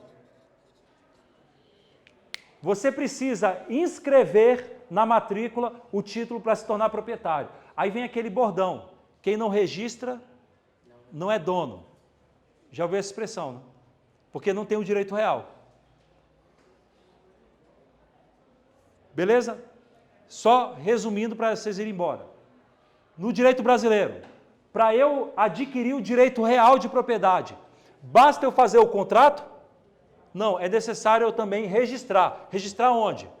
No cartório de imóveis. Onde no cartório de imóveis? Na matrícula do imóvel, porque todo imóvel tem uma matrícula. E feito o registro, eu adquiro a propriedade. Essa necessidade de registro para nascer o direito real é chamado de princípio da inscrição, que anote aí, está nos artigos 1227 e 1245 do Código Civil. Diga. Nos casos de imóvel irregular, então, para na primeira fase? No caso de imóvel irregular, você vai pegar a matrícula do imóvel e você vai ver que o nome que está lá como proprietário é de um qualquer. E, portanto, você não vai conseguir ter direito real. Aí você não vai caminhar no terreno da formalidade. Aqui a gente está no terreno da formalidade. Aí você vai para o faroeste. E qual é o faroeste proprietário? Posse. Aí você vai fazer um contrato de cessão de posse. Nem a escritura pública, nem precisa ser. Aí é cessão de posse. Aí vai para o terreno do faroeste, que é um outro terreno que a gente vai abordar depois. Decai a possibilidade de inscrever ou... Não. Pode registrar a qualquer momento. O problema é que, enquanto você não registra, você não tem direito real. Então, se o safado do vendedor vender para outro e outro registrar, um abraço para você. Queridos e queridas, obrigado. Bom intervalo aí. É até 8h30 a aula, né? Eu acabo passando um pouco, mas... Concentração. Que estabelece que todas as informações jurídicas reais têm que ser concentradas na matrícula do imóvel. Uma exceção ao valor de 30 salários mínimos é se é uma alienação fiduciária. Por conta do artigo 28 da 9.514. Isso. Sistema Faz financeiro de girar habitação esse também. Então, hipoteca, quando é financiado o sistema financeiro de habitação, também não precisa. Mas são Eu vi que exceções. chegou direto com o contrato particular, mas junto com a instituição financeira. Se tinha alienação fiduciária, nem precisa ser instituição financeira. Se tiver alienação fiduciária, que geralmente é feito quando é compra financiada, né? Nem precisa de escritura pública. Só que não é vantagem, assim, na prática, o que acontece? Economiza, né? Não economiza, porque é o seguinte, o banco que financia, ele cobra de você uma taxa de escrituração. Então assim, você vai lá na Caixa Econômica e vai financiar. Aí não vai ser escritura pública. Quem? O Bradesco. Só que aí o Bradesco coloca lá, taxa de escritura. A Caixa não, a Caixa exige que seja escritura pública. Na verdade, a Caixa depende da Caixa. Assim, aqui em Brasília elas fazem por tabelionato, mas tem lugar que eles não fazem. Mas por quê? O Bradesco cobra uma taxa de escritura. Então, assim, o valor que você ia pagar para o tabelião é reembolso. É malandragem, assim, no final dos contas. Não é de graça, não tem almoço grátis, não. Assim. Valeu, Pedrão. Até mais, cara. Valeu demais, cara. Eu queria tirar uma dúvida. Esse usufruto eu posso fazer sobre qualquer coisa, ou não? Ou isso é uma restrição? Seguinte, a rigor sim, qualquer coisa corpórea. Só que até para coisas incorpóreas é admitido.